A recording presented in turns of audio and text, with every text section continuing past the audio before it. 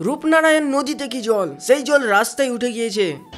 Finally ওইটুকুনটার জন্য প্রায় অনেকটার মতন ঘুরতে হলো। साला ये दुख का खत्म नहीं होता बे। বন্ধুরা এই যে দেখতে পাচ্ছ এখানটাই সেই তিনটে ঘর যেটা হেলে গিয়েছিল রানী চকের।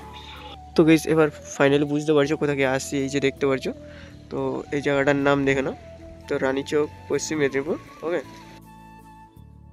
এই যে এখানে এসে পুরো ফেঁসে গেছি, পুরো দেখতে পাচ্ছ এখানে পুরো রাস্তা অবরোধ করে দিয়েছে।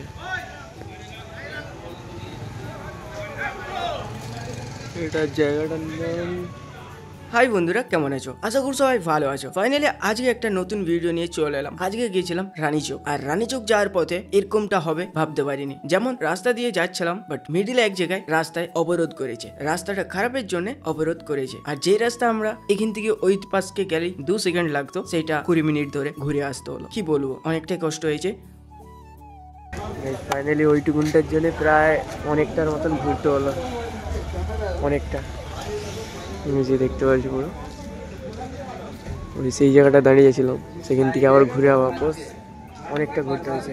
কেন গিয়েছিলাম রানীচক, কিসের জন্য গিয়েছিলাম, সব ভিডিওতে থাকতে চলেছে। তার সাথে অনেক কিছু তোমাদেরকে আজকের এই ভিডিওতে দেখানোর চেষ্টা করব। ভিডিওটা শেষ অবধি দেখো, আর ভিডিওতে এখনো যে লাইক করোনি লাইক করে দাও, আর চ্যানেলটাকে সাবস্ক্রাইব করতে ভুলো না। সবার প্রথমে যেখানে এলাম, এখানে এই জায়গাটা দেখতে পারছো কতটাই সুন্দর। বাকি বাদ এখানে সুন্দরের চেয়ে বেশি বিপজ্জনক সব থেকে বেশি। এই যে দেখতে পারছো এখানে একটা, এটাকে কি বলে, পোল, ব্রিজ বা ক্যালভার্ট, অনেকে অনেক জায়গায় অনেক কিছু বলে। তোমাদের ওখানে কি বলে কমেন্ট করে জানাও। বাকি বাদ এই জায়গা থেকে কে কে দেখছো অবশ্যই কমেন্ট করে জানাও, আর কে কে চিনতে পারছো এই জায়গাটা। এখানে দেখতে পারছো এই যে ক্যালভারটা করেছে, অনেকটাই রিক্সি।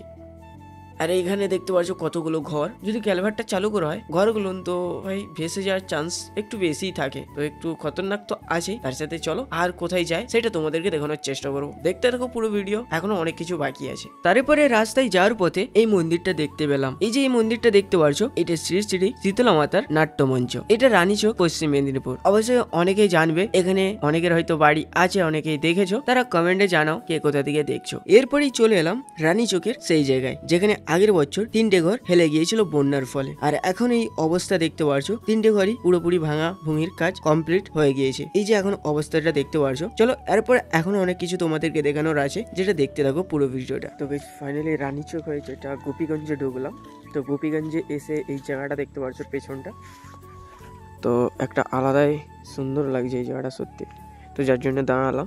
তো এই জায়গাটা থেকে কে কে দেখছো অবশ্যই কমেন্ট করে জানাবে। ওকে, এখানে বালি টালি তোলা হয়, তো সব বিক্রি হয় বালি। বাকি বাদ এই যে দেখতে পাচ্ছ এই জায়গাটা কতটা এরিয়া জুড়ে নদীটা হয়েছে, অনেকটাই সুন্দর লাগছে। যেটা ওখান থেকে বাঁক নিয়েছে, এইটা দিয়ে বাঁক নিয়েছে, সোজাই দিয়ে গিয়েছে। তো চলো বাকি বাদ আর কি বাকি বাদ চলো আর কি দেখতে পাই অবশ্যই তোমাদেরকে দেখানোর চেষ্টা করবো। ওকে বাদ চলো।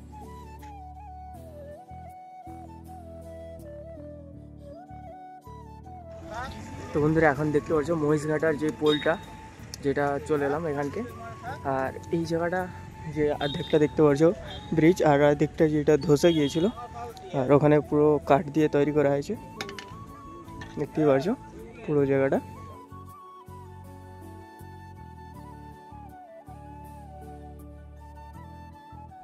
চলো বাকি আর কি দেখতে পাই আজকের এই ভিডিওতে, দেখতে থাকো পুরোটা, অবশ্যই ভালো লাগবে। চলো। তো বন্ধুরা আর তেমন কিছু দেখানোর নেই, তো চলো ভিডিওটা এখানেই শেষ করছি। ভিডিওতে একটা লাইকের সাথে চ্যানেলটাকে সাবস্ক্রাইব করে দিও।